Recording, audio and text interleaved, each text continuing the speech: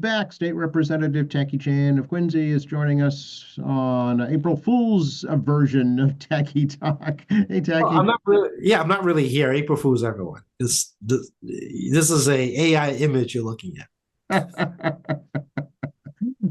We've missed you the past couple of weeks, but good to have you back. Good to talk to you, and thanks for spending some time with us. Yeah, sorry guys for not being around for a little bit. I've been a little crazy at work and a little bit under the weather too, so you might hear a few sniffles coming out of me. Yes, it is allergy season now that we're in April for sure. Things will be blooming, unfortunately. Unfortunately, I've felt that for the last few days. I know it's not a cold. There's no cold symptoms, other than the fact that, yeah, step outside is when it hits you. Also, the cranes are back on the Sailor's Pond and Rice Road. Everything coming south is coming north. We have geese in the marsh and ducks are back. So, all the birds are flowing back up to Massachusetts. Nice, and the daffodils are out at Peacefield, so spring has definitely sprung. It has, despite the fact it was freezing on Sunday. Yes, I hope it warms up soon so we can turn off our heat. Let's talk about the utilities here in Massachusetts, Tacky. But how screwed up they are because you saw Yes, Channel 5 New yesterday, Channel 5 yes, about their screwed up billing system. yes. Oh, this is a shocking. Utility companies do one thing super well, bill you. They never miss. They never miss. I mean, working at the AG's office many moons ago, that was the one consistent thing. No matter what they get you in, they were good at billing people. And it's shocking they missed 53,000 bills. And I think my mom was one of them because my mom got a bill and she didn't remember the other one. I'm like, that's not possible. Utility companies do one thing perfectly well is to bill you. That's right. So this is absolutely shocking. And the utility system doesn't like messing with billing, meaning that every time we try to change the law regarding how you bill as well as what you want to see in your bill, you always get pushback from the utility company because they're afraid of adversely affecting the billing systems. And we know it's automated. It's always been automated at some level. And upgrades are constant. But I remember fighting utility companies about what they can and cannot add to a bill. Can they slip things in a bill? Can they put notices outside the bill itself, et cetera, et cetera? And there's always resistance. And I would like to know exactly how this happened. I'm sure the DPU will release more information to the press. I've not gotten an email yet. I probably will from National Grid and the DPU about what happened here, but yeah, there's a refund involved and it's going to be fined $50 million, it looks like, from DPU on its own. So, customers that got a bill missed, it looks like there's going to be some assistance from the utility regarding penalties and whatnot. And, our rates are going to get a mild adjustment of $50 million as a fine. Now, just so you know, when you have $15 million and you have 1.5-ish million customers, I mean, you're getting a buck a piece, Right. $2 a piece. So, but it's still something because it affects the bottom line. It's not recoverable, meaning you can't recover from you for those fines. So it is, but it is shocking. It is shocking that he screwed up billing. I'm absolutely shocked by that. And my question is, what the heck is going on at the Department of Public Utilities that they didn't catch this and allowed this to go on for so long? Well, people have heard me say this in the press. Do your job. You can add your own explicitives next to that word. They are ratepayer paid. They're paid by your electric and gas bills. I mean, they are not taxpayer paid. It's one of those few agencies that if they need more resources, we add 0.00001 cent per kilowatt hour to your bill, which is, minuscule to an agency that represents well under a thousandth of a penny to operate. So actually probably 10,000th of a penny, actually. It's not that much to run DPU. So, they're so hyper-focused on these other things that they forget they're a customer service agency. And this was my complaint during the Deval Patrick administration, straight into the Baker administration. And, I have serious concerns here about, the operations into the Heal administration of the DPU. People who are a little bit older may remember that the DPU used to be under administration and finance. secretary, and they had a lot more quasi-independence. Under the Deval Patrick administration, DPU became "quote unquote" an environmental agency, which it is not, because in the state we do not do generation. We are a deregulated energy state. DPU does not set the rates. DPU does not set the policy regarding energy supply. The legislature sets that policy. Mm. So, they treat it like an agency that does environmental through energy sources, but we, by law, set the energy sources for U.S. customers. And by competitive supply, encourages more renewable power options, because that is where the public would like to go. And over the last 20 plus years, the public likes renewable energy sources as part of their energy supply. So I don't know what's wrong over there, because to me, it's a customer service oriented agency, not an environmental agency. And this has always been my kind of like crawl with 3 administrations now about how they treat DPU. Right. Yeah, they seem to have lost their focus, and I recall too that they were in charge of public transportation at the time too. Yeah, they had a weird section regarding Ubers, taxis, and towing companies. They set those rates and they set the oversight. But again, they're an agency where funding is not a problem; it's bodies. Mm-hmm. And whether or not the administration has the will to hire more people or pay for better expertise, because finding an engineer that knows something gas pressurization and implementation distribution system is not just any civil engineer. Right. Right. This is where government runs to a bit of a problem, because when we need to hire specialized assistants or specialized personnel, you're either going to have to contract them or you have to steal them from a private company. Mm-hmm. Mm-hmm. And it becomes a salary issue. Much more in the private sector, I'm sure. Yeah. Well, the medical examiner's office is another one that has a huge problem in keeping and hiring, because they're competing in a healthcare shortage where hospitals and doctors groups are paying top dollar for medical personnel, and we're paying like not even 2/3 market rate. Yeah. Now, I understand the public, likes to keep the expenses down. Trust me, I get it. But you try to hire people in the medical examiner's office where you're paying them 2/3. Yeah. Yeah, it's not gonna be competitive, right? And we do higher the market rate to attract them. Taxpayers lose their minds. Yeah. Because it just takes one Boston Globe article, a Boston Herald article talking about salary structures again, but they don't do it in context. Right? You just see this person making a lot of money, and don't get me wrong, I see some salaries like, really? Because I know the job is. But if you see a salary saying medical examiner's office and you see there's a large salary, you can be like, oh, this is outrageous. But do you know what the market rate is for the same profession in private sector? Right. Yeah, that's the bigger question, right?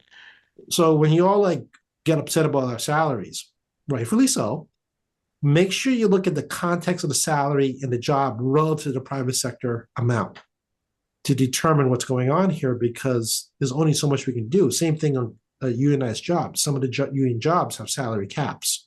They can only get so much based on user service, and there's a cost of living adjustment. But to try to pay more than that base amounts can be a bit of a problem, depending on what union you're talking about. Yeah. So does the DPU have enforcement powers?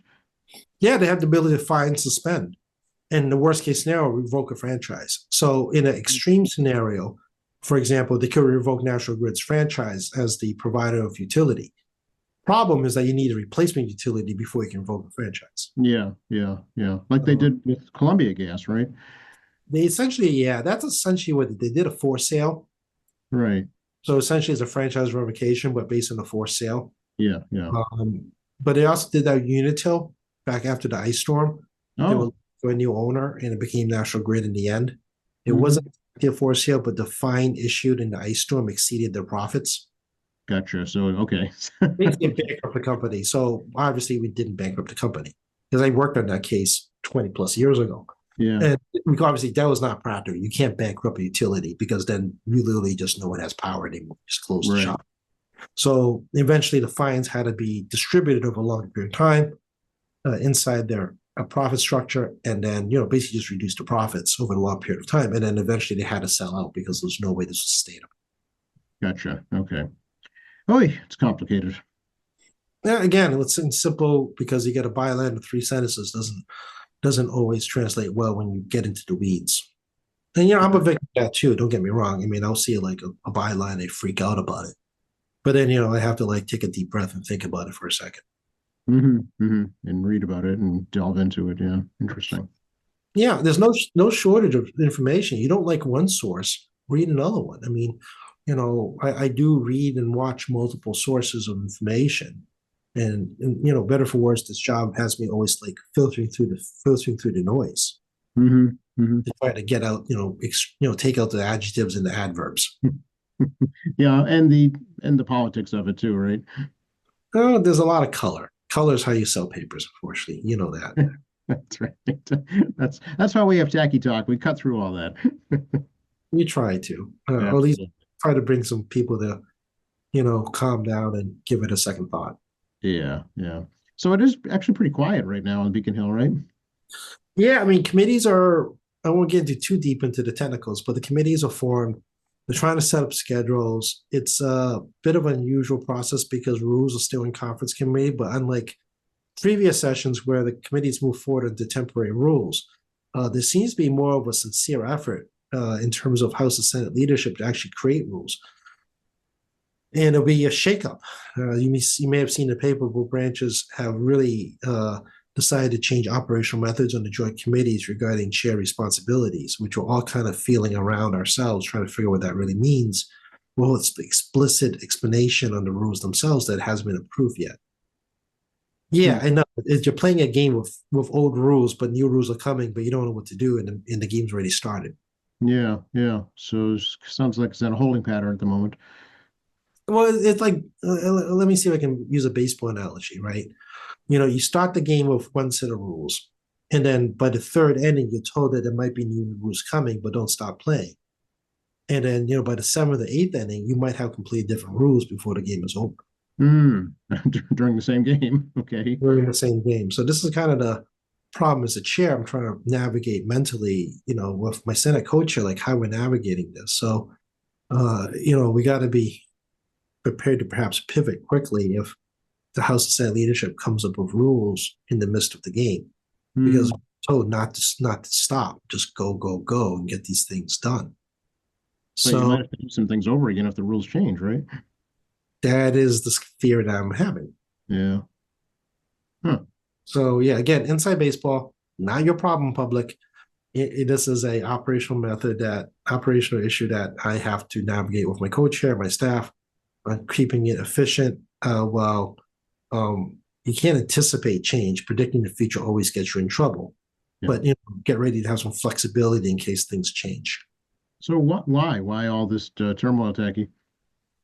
It goes back ancient history, back to Stan Rosenberg when he was the Senate president back in 2016. Actually, yeah, 16. So he proposed an idea to bifurcate the two committees, but not bifurcate them, meaning we stop joint committees and have Senate House committees, but you still want the House committee staff to do all the work. Hmm. And it became a bit of a problem. And it became a management style of the Senate that we want everything we want. And some reason they thought, well, unicameral, the House didn't matter. And it is a unicameral, it's a bicameral system, and just the two sides need to figure out how to get along. And I see. it's, this is a country that's bicameral, except for Nebraska, which is unicameral. So since then, the House and Senate leaderships have been having issues regarding rules because the shift in philosophy in the Senate, which has not changed, despite having Stan Rosenberg, Harry Chandler, and now Karen Spilka on the third Senate president. And the House has always adopted the position we don't really change the system that has been broken for 100 years. You guys want to break something that has been broken, but now the issue has come up that the House is willing to negotiate perhaps changing severe change in the system in 100 years of committee structure. And then the rules system hasn't changed since rules reform in 1994. Actually, it was approved, I think, started in 93, but it was approved in 1994 before I started. Actually, I've only lived in the current rule structure with some modifications. So I've seen the evolution up close and personal of the internal rule structure, and 95% of it hasn't changed. But that also changes our calendar. So we actually don't know when recess is going to be anymore. So, you guys know I'm single, so I have some, flexibility. But if you have a family and expectations, you're taking kids someplace for vacation at some stage, or they're going to divorce you, Hmm. um, you need to know what the calendar looks like. Sure. And Wow. Okay. every legislature in the country has a calendar. People have some degree of predictability of when formal sessions are and when deadlines are for committees are, and when your expectations are supposed to be where and when. And of course, some states like Texas have special sessions because they only show up only once half of a year. While other states like Hawaii shows up 6 months and they literally do nothing else. Like Hmm. they don't exist. They don't do constituent services, no committee work. They just go away. So well, do they constituent services? No, they're not staffed, actually. There is no, outside of formal session, there is no staff in Hawaii. I met a Hawaiian legislator trying to explain us the staffing problem.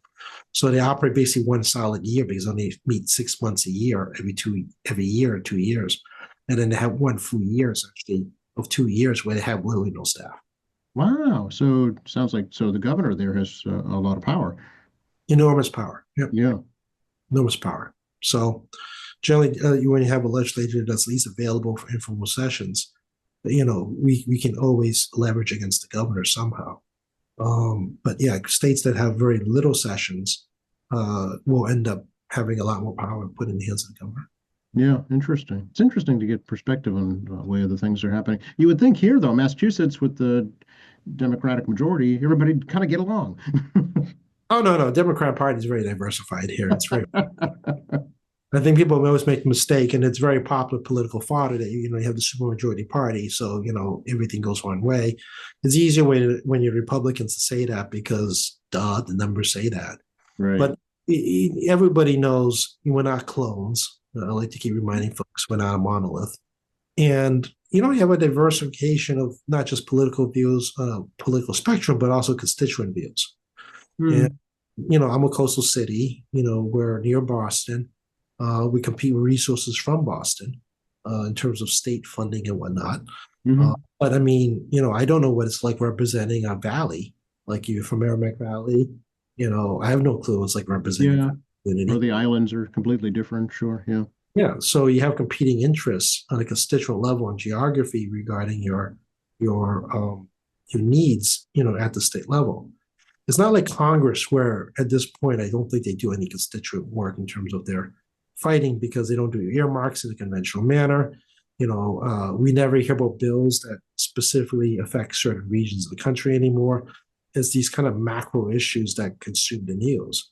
The same thing happens here with the media. People get caught up in our big bills, Mm. but no one ever talks about like the $10 million in relief we provided the agricultural industry after the monster floods, up in the northwest corner of the state. Hmm. Or many years ago, where one of the routes along the Vermont border was completely wiped out by mudslide. Mm. State had to drop, $5 million instantly to try to restore that road because it's only road literally the only interstate road in the geographic zone. It literally stopped everything. Right. Mass Highway had to go in there fast, and just drop everything else to try to get it done and then appropriate funding. Like no one ever talks about, when we have deep freezes and the homeless shelters need a stop gag for a short period of time, we drop some quick money there, or during like the Boston bombing, we were in formal sessions, beefing up our security, but also putting emergency laws temporarily in place to catch bombers. Yep. Yep. So those are things that kind of lost. People talk about the fact that we're a full-time legislature, but are we really? And yeah, you can always say that's the exception to the rule, but if the rules weren't in place the way they are now, then everything I said could never have happened. Sure. Yeah, I see. Learn from past experience. Yeah. You've been around long enough and you experienced long enough, you can see contextually how this works. And again, criticism is very rightfully allowed. I mean, it's not like I don't do it. I do it too. I'm very critical even where I work. That being said, though, people only see, the stuff that's big, but they forget all the little things that we did to keep the government running.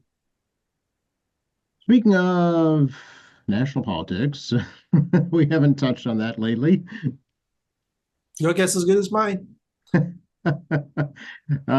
Tomorrow is quote unquote Liberation Day when it comes to these new tariffs that are going to be imposed. I'm wondering if there's any girthing for it here in Massachusetts. Well, everything along the Canadian borders adversely affected, including ourselves, right? You know, Hydro-Quebec is one of our major power suppliers, not just for Massachusetts, but for the entire Northeast corridor, right down to New York. And it's clean power, it's cheap power, but it may not be cheap power if Hydro-Quebec and the Quebec government decides to do what Ontario tried to do, is cut everybody off and increase its charges on it by adding fees and things on their side. And you kind of held hostage because on your baseline supply. And you want clean power, hydro's it.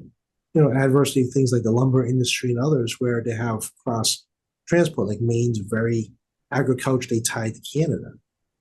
And that's going to be very problematic on the tariff. And like I said before, I mean, the Trump administration's decided to do a targeted tariffs. But exactly what does that mean? Other countries very clearly are doing targeted tariffs based on local industry. So they have local industry that can pick up the slack on reduction of the U.S. product. They try to reduce the damage and impact to customers. Yes, they're going to pay more, but it keeps local jobs in place and also tries to keep some less damage and price impact in those countries. So they're not doing blankets. They're picking where they have domestic replacements, and they're going to try to reduce as much as possible damage on consumers. Blanket tariffs don't do that. Blanket tariffs, you get hit everywhere and nobody knows exactly what it means to you. And does it really encourage domestic product? Depends, right? I mean, not all manufacturing is coming back to the United States. People think a factory can just get built tomorrow. I mean, you got to find a location, you got to find a workforce. There's a workforce shortage in this country. There's an energy shortage because you can't build energy everywhere in this country. You need water and sewer to operate a factory or any kind of complex. And then you still have to get past like local zoning, financing, environmental regulations, fight the neighbors, transportation access, transportation access, educated workforce. I mean, that's a big thing. I mean, during the 90s, foreign car companies built plants here where Ford and GM and Chrysler back then abandoned. So not like they went everywhere, but I mean, foreign companies were looking for places that had already a pre-existing workforce, where an American car company left it behind. Not for everywhere, but I mean, obviously that's logical. And again, a manufactured project may cross state lines multiple times. So it comes, we send a raw product over, it's converted into a component part of something, goes back to the US, is added to another component part of something bigger, sit back over the line again to be a continuation of the back and forth, putting an assembly of some product. And that gets tariffed multiple times every time it comes over. It's not just right. Yeah, if you look at labels on some products, it'll say, designed here, assembled here, manufactured here, all different. Yeah, and then you also have, like the shoe business. The soles one tariff, the laces on another tariff, the tops on another tariff, the stitches on another tariff. It gets really complex for these businesses. So, it's going to be a high administrative cost to these industries. And the Trump administration talks about like Walmart's ability to leverage Chinese manufacturers like they did in 2016. Well, this isn't 2016, it's 2025. So 2017, sorry. It's 8 years later. So it's not the 8 years of when it was 8 years ago. And by the way, Walmart can leverage, but you tell me that your chocolatier down the street from us in Quincy, or some of those boutique shops and tailors, or the florists down the street, you think they have the ability to leverage like Walmart? I mean, let's be real here, folks. I mean, we learned during COVID that half our economy is driven by small businesses. Main Street business we all look at every day down walking down the street. These tariffs have a large impact on smaller businesses and large corporations. So when the Trump administration says that the foreign companies keep their tariffs, maybe, but most likely not, because 50% of our businesses, our economy, is small business. Right, and that impacts the people who work there as well. And the wholesalers know they're going to be able to pass those costs more easily than the large corporation. And Right now, China's in a economic stagflation situation where they're trying to recover their economy not by consumer consumption, but they're trying to recover the economy by over exporting. Mm, And they're not going to be able to eat these tariffs like the Trump administration did in 2017, 18, and 19. They're going to have to they're going to have to pass the cost because there's no way that you're going to try to recover your economy on over exporting, which is a global problem, by the way, not just a U.S. problem. Um, and try to recover their economy that way because they lose money in that situation. And the yuan is still 7.2 to US dollar to RMB. Historically, it's always been 6.5, 6.6. So it's, us buying Chinese goods is cheap because their money's very weak against our dollar. sure. Yeah. It's cheaper than it's ever been because our dollar's so strong. Yeah. And despite the fact that US dollar index has gone down, I'm not seeing massive shifts on the major currencies. Right. Which is kind of funny because the dollar index measures the US dollar against multiple major currencies to try to get the average. And it's, again, they're trying to do like 50 things at the same time, thinking they can coalesce in one place. But you and I will feel the impact over longer periods of time. And, I said before, we are the biggest consumer on the planet of imports, by over 2 times the next biggest country. 3 times bigger than Germany, 2 times bigger than China. We have still wage growth. We're not in recession. We're the only country that's not had a recession like other countries. And you didn't notice the tariff impact because you were making more money in 2017, 18, 19. Well, now you're in a different economic situation. And consumers are now pulling back their spending because they're not sure what's going on. Right. Unlike that time, now you're having real foreign impact. Canadians are not coming to America. 70% of all bookings have been canceled. Wow, really? Yeah, and the favorite places to visit aren't surprising. They like to go to the warm states. Sure. So it's like Florida. Canadians like going places like Florida. They want to go to Disney World. They want to Anaheim. They want to go to the amusement parks in warm locations. Right during the summer, we'll get them. And right during the Northeast, right, particularly we have celebrating a 250th anniversary of the Lexington and Concord. So that is like a fun thing for just people to come see, from around the world, right? So it's $1.44 Canadian to $1 US. It used to be $1.25 before COVID to US dollar. Their money's weaker, but they want to come to the States vacation. 70% of all bookings have been canceled, and real estate's impacted too. Canadians have stopped buying real estate, not just residential, but also business. Canceled a lot of contracts already in the U.S. on real estate purchases on both residential and commercial real estate. They're the biggest supporter of our real estate business, particularly in warmer areas, particularly along the Sun Belt. So, people are going to feel this. People, you've upset not necessarily just the country. You've upset people. Right. Yeah. Regular people in Canada is upset with us, not just a government issue. Oh yeah, no, they're taking it personally. Yeah. Yeah, some of you may not think that's important until they don't show up. I mean, Expedia, something's bad when Expedia has offered me 25 key dollars if I book a trip before May 31st. Bookings.com offered me $15 to book a hotel somewhere in the US before May 31st. I mean, just trying to entice you. Yeah. Yeah, when they offer you money to do something, they got a problem. Right. Yep. So it's the last ditch effort, it sounds like. Yeah. Yeah. When Expedia is paying you, I know it's $25, but when they're paying you something to do something, that's bad. I mean, Best Buy sent me a $10 must buy a product certificate to buy something in the month of March. And giving you $10 to buy something. It's like, there's a problem. Right. If they can afford to do that, then they're worried that things are going to be bad. Yeah. And they've also inadvertently created a higher trade surplus because the mega companies like Costco and Walmart, has been importing like crazy the last 4 months in anticipation of tariffs.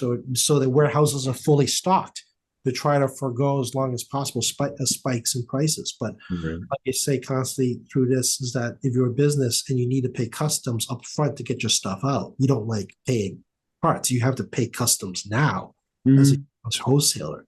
you're not going to wait until that happens. You're going to charge customers today so they have the money ready for the tariffs to buy things at the wholesaler level, because the wholesaler is going to pass the cost along. Right. It is the U.S. wholesaler that pays the price of the tariffs. So, they always spin in news. I just look at the news like this is not, I mean, you just, if you have an iota of like basic understanding of capitalism, you just like, this makes no sense. And then, the economy's slowing, unemployment is going to tick up a little bit. The federal government layoffs will show some unemployment tick up. States, we won't feel it the same way here in Massachusetts as like Virginia, Washington, D.C., Texas, California. Those states are huge federal employees in there. And all the so-called red states have a lot of federal employees. Mm. So, as these trim down of government continues, the unemployment's going to tick up faster, and particularly, honestly, the Republican states have the most government employees. Right, right. And anything that's close to DC or a military base. And then once they hit the contractors, I mean, you cut off $100 million $100 billion out of a $800 billion military budget. That means, $100 billion worth of contracts are going to get canceled. Mm-hmm, mm-hmm. Hmm. It's, I wonder too, I mean, there are federal unions. I'm wondering how they're able to subvert that. Well, they just challenge them in court. Okay. I mean, this was people don't know Donald Trump's history when he was a developer in New York. He regularly just forced people to go to court against him, and he relied on his largeness to basically beat people into administration, beat people into submission at the court level, where they just couldn't keep up with the legal fees. Okay. Until he hit a business equal in size or larger, force a settlement. In this case, it's the federal government. So, there's a lot of questions coming up of whether or not the administration will comply with judges' rulings, because the enforcement mechanism against them is called Congress. And, Congress clearly doesn't like being part of government. I mean, I'm a legislative kind of mentality, and I really am big on preserving legislative power against the governor. I really am, because I'm a legislator. If doesn't matter who the president is, every time you advocate power of any kind to the executive branch, you're not getting it back. Right, right, yeah. It's fascinating to watch just from a historical perspective.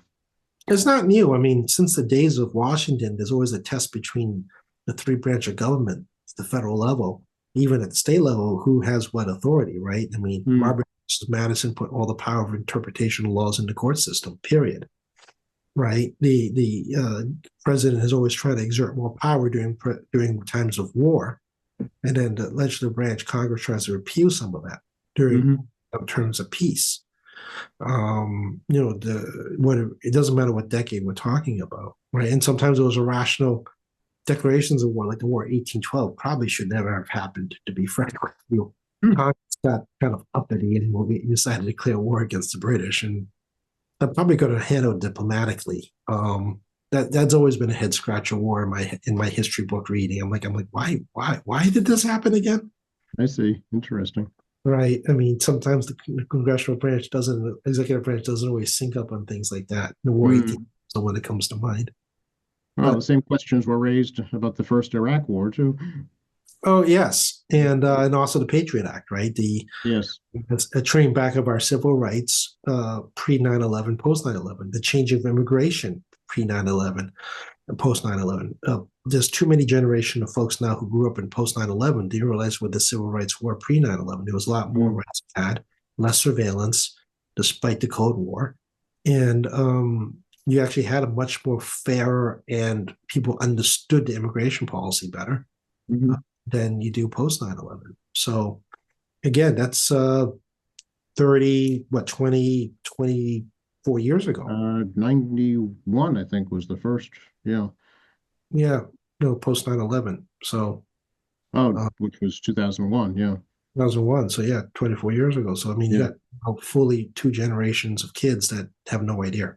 Right. Right. Interesting. Well, in your holding pattern on Beacon Hill, what's your committee going to try and do, Jackie? Well, we're going to hit some low-hanging fruit first. So one of the new rules the House has imposed is to have House bills go to the House, and they want all bills reported out within 60 days, meaning some kind of action after the hearing is done, which means I have to do a lot of planning before the hearing begins.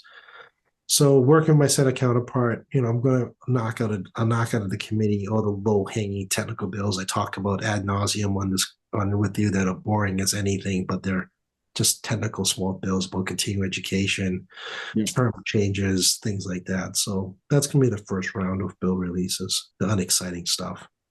And then we'll see what happens on the complex issues, like right to repair is back on the docket because it's now an enforcement. AG can enforce it. And we're waiting to see what the car companies do. Honda has already told the car new dealers officially now that they're going to disable all telemetrics, which means they're going to turn off the entire GPS wireless systems in the cars remotely or by dealer repairs. And then they're going to stop selling cars where they can't turn off those remote functions. So you're going to see less Honda cars being sold in Massachusetts, and you're not going to see the electric cars at all. So I'm waiting to see what the other car manufacturers are going to do in compliance, because it's not just about providing this wireless information to your third-party car repair shops. Anywhere you travel, they can get that information. But also, they're supposed to create this uniform portal where every, a car repair shop can go to everybody's car once through this portal, and the consumer can get to this portal somehow, and you can talk to your car directly to your phone. A lot of question marks about data security on that. We talked about this before. I mean, once you open the door, the door is open. And technology is generally a two-way street in communication. So you have to transmit information out, but then you have to tell the computer, what you're looking for on the way back. Right. And the door is now open. And it's a huge data. And anybody can walk through. Yeah. Yeah, a hacker can walk through because the door's open, and you may put a lot of locks on it. You may put a screen on it. You may put a doggy door on it to try to limit the size of what's coming out. But the reality, a good enough hacker, you've seen it in the news, there's no shortage. Oh yeah, and now everybody's phones are connected to their cars, and your phone gives you access to your home, your financial information, everything. Yeah, and that's the huge data concern in your car.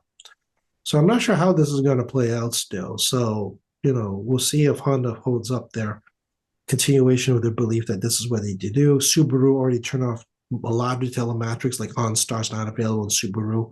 You paid for it, but you're like, oh, I don't have it anymore. Well, it's a consumer violation. It's not a consumer violation if it's a law. And by the way, this is not my law. This is voter approved. Right.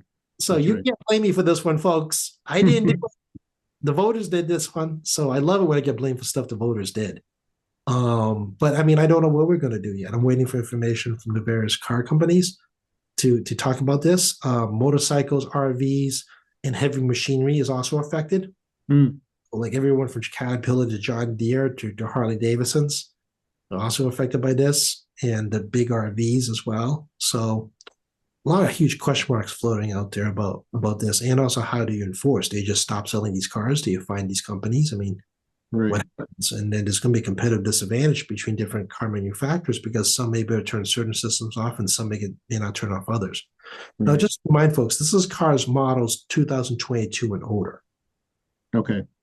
So if you bought a model 2022 and newer, sorry, not older, newer, my mistake, newer, 2022 onward, it is subject to this law that voters approved. Okay. So, interesting. Yeah, don't be surprised the computer system turns off. Okay. Great. Oh, I got a 2018 because that was my last big car purchase, and it's been 8 years and my debt's paid off, so I'm not buying a new car anytime soon. Yeah, I think a lot of people are going to, well, between that and the tariff situation, I think that's going to be the case for a lot of people. Yeah, potential 25% tariff on new cars, but it's a little tricky because all the cars have different parts. Right. So it's a lot of little math, and it's a lot of math involved in terms of identifying each tariff, each part, and trying to figure out how to or not, should it not increase the price structure based on each individual component of the tariff. Yeah, yeah. They're trying to keep it simple by saying 25% and do easy math for you. but it's not that easy because your knobs come from Indonesia, for example, to the US to be assembled, but those are all your knobs, which is true. We saw this during COVID. Mm-hmm. Cars couldn't be made to spec because we're missing a knob. You buy an incomplete car, which is a consumer violation. Right. So then, that knob's a certain tariff. Now, is that worth passing the cost to the customer? I don't know. Right. But your, parts of the car are made inside the US. That's not subject to the tariff. Right. So certain parts, let's just pick a random part. Let's say there's a electronic piece made in Massachusetts, one of the electronics, not subject to tariff. So that part of the car won't be subject to tariff. Mm-hmm. So the manufacturer's got a really interesting problem here, right? You got all these different components, some domestic, some not, all with different tariffs. What is your solution? Do you try to break down the price increase on each individual component, or you just slap just a big number on it and call it good? Right. Right.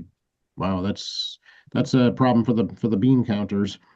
That's right. And the tariff's not a new issue, right? I mean, this has always been an issue for all products in the US, in different countries, different circumstances, different products. Some have no tariffs, some do have tariffs. But when you're assembling stuff, it's different. It's not like the shirt I'm wearing, the shirt you're wearing. I mean, these are fairly simple products. It's already a consumer product completed somewhere else. Mm-hmm. When you have large, complex products, right? It's from home building as well. Right? A lot of your prefab is from overseas. Mm-hmm. They transport it over and they help prefab the home, but your lumber may be from Canada. Right. Or it may be domestic. Right? Your copper may be domestic, raw, going overseas, but comes back as pipe. Yes. Yep. Yep. But it may need some special coating where you send to Canada. Then it comes back over again. Right? It's these kind of complexities on it where people understood the system and now no one knows what the system's going to look like. And then, like I said, it's when you do assembly, it's not as simple as saying, this is the price. It's up to the wholesaler and the manufacturer and then now the retailer to decide how that's going to play out. And when prices go up, it doesn't go down because deflation is bad. Deflation is bad. It starts a death spiral of the economy where you can't pay for anything anymore. It's just a death spiral of wages and prices. So then that leaves a stagflation. So the Friday unemployment number, big issue. If unemployment continues to tick up, inflation holds steady or goes up, that means at some point consumers just seize up and stop spending. Mm-hmm. Yep. Boy, certainly uncertain times for sure. You won't feel it for months. I mean, some of you may feel it right away. Businesses will definitely feel it right away. But consumers, it's not like, you're buying like giant rolls of toilet paper every week, right? Most of us buy stuff in phases, right? When you run out of a product, right, you go pick up some more. Yeah. So some stuff you feel right, like people feel milk right away. Most of us will buy milk almost on a weekly basis, right? Same with eggs is almost a weekly basis. But some of these products you may not feel like you're not going to buy a car right away. Right. But you feel it later. Plus you take a loan at 6%, then you see it again, right? Mm-hmm. You may not be buying a home now, or you may not be doing an addition now, but then you decide to go put bids out, get an architect, start looking at the price structure, and then now you see what's happening, right? Exactly. Yeah. You're probably not going to see it until you have to buy a new suit, right? The suit may be assembled here, but your cotton's from Egypt. Mm-hmm. Mm-hmm. You buy let's say you buy a fancy suit, but I mean, same thing with sheets. The sheets may be assembled, manufactured here, but the raw products from overseas because you want certain types of material that you personally enjoy. Yeah, I don't. Your personal taste is going to dictate some of the price structure as well. Yeah. The cardboard, another one. Right? It's very complicated. Cardboard's, wood pulp. It's very complicated how that works out. Where you get your cardboard from, right? Oh boy. So I mean, like I said, you won't feel it right away, other than stuff you buy weekly, stuff you buy in longer stages, things that are non-perishable, particularly paper products and so forth. Yeah, you're going to see it later, and that's what the administration's kind of relying on is that again, the strength of the U.S. consumer is such a big spending power compared to the rest of the planet by times 2, the next biggest country times 3 to the country after that. they think that they're going to get away with it like last time because you will feel it. Because we didn't feel it. Right. Yep. Way. Um, and then they're just going to blame somebody else. So blame the Democrats, they'll blame some country, they'll blame anybody but them, when you start feeling the pinch. Yeah. That's the MO. We're gonna blame Democrats, we're gonna blame somebody. But it wasn't us. And then, and then he's trying to use his, tough power, hard power, but not surprising. Like I said, other countries are planning ahead on, how to balance domestic product versus foreign product. And then they're going to find new buyers. And when they discover we're not a trustworthy business partner, they're going to diversify. And again, even though we're the biggest consumer on the planet by far and none, there's still other consumers out there. Mm-hmm. Yep. And some is better than none, right? Well, yeah. I mean, that's absolutely correct. And you're going to find another trade partner somewhere. Because that's what is a business guy. That's what you got to do. You got to start looking for new markets. Yeah. If the market you have isn't reliable, and we'll see how it plays out. But like I said, the news can talk about what it wants, but you and I, as a consumer, will feel it later. But we'll feel it eventually. Yeah. We're at the end of the hour, Techie. Yeah. It's April Fool's, everyone. We're never really here. This one broadcast is April Fool's Day.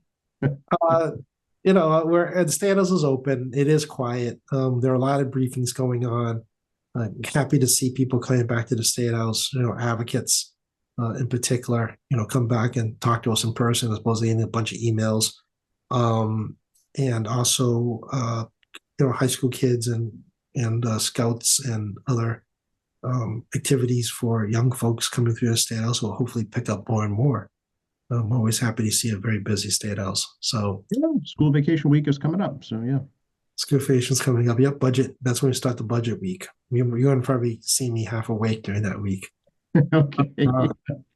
But we're still in room 42 of the State House. That hasn't changed. 617-722-2370, 617-722-2370 is the number. Again, if the person doesn't pick up, it's an automated system. If the phones get inundated, just be patient. Please be patient and wait for the prompts to go through.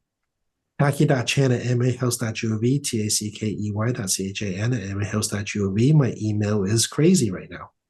Getting to the budget process, people are advocating for the various items. So it's getting crazy, as well as meetings. Oh my God, the meeting requests are really picking up.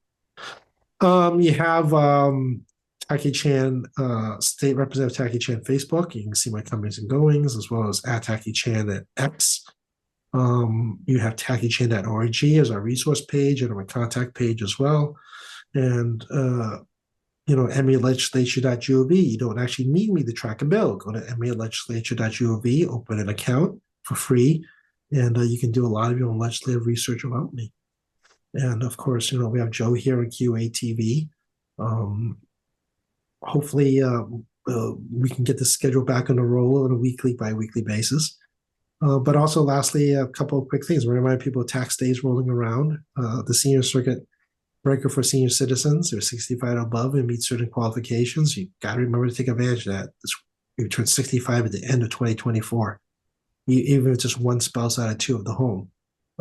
Definitely look into that. And I would just want to say congratulations to Kathy Quigley for her retirement. The YMCA, some of you may know her from the Germantown Neighborhood Center. I've known her for close to 30 years at this point in my life. Always working with folks to try to help people out at so many different levels. And I hear a lot of stories, obviously, from a lot of folks about her. So, great job, Kathy. We're going to miss you.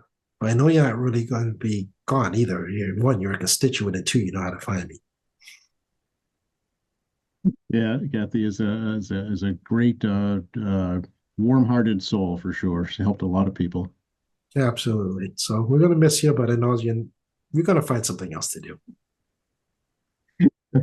Thanks so much, Techie. Good to talk to you. Thank you, Joe.